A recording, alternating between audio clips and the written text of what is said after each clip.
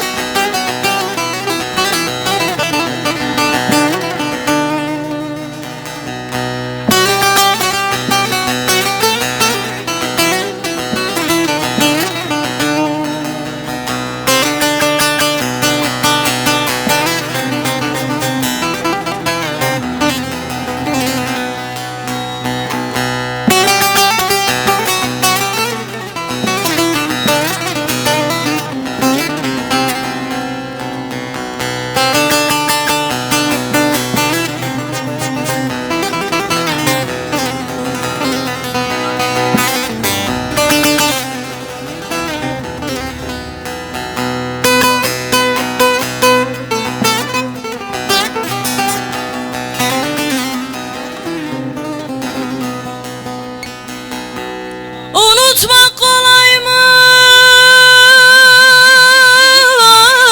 Sevdim seni. Unutmak kolaysa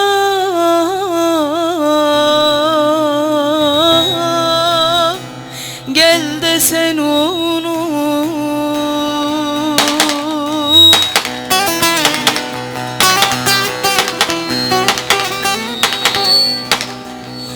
Yıktın viran ettin gönül evimi. Unutmak kolaysa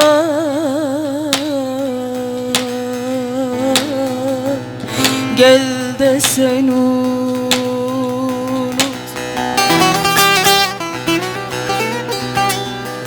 Yıktın viran ettin gönül evimi. Unutmak kolaysa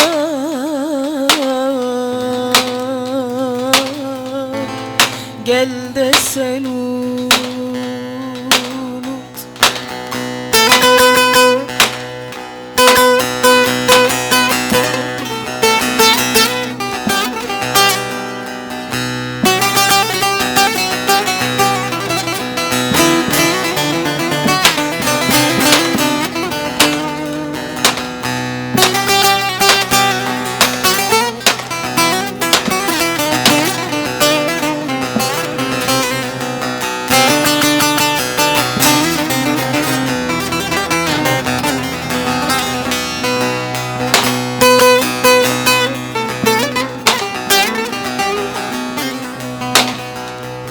Hasret rüzgarları eser durmadan, gözümde canlanır anılar her an.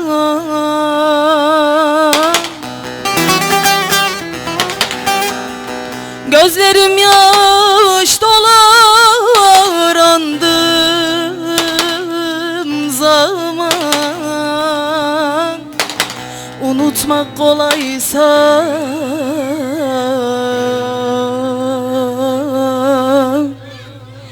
gel de sen unut.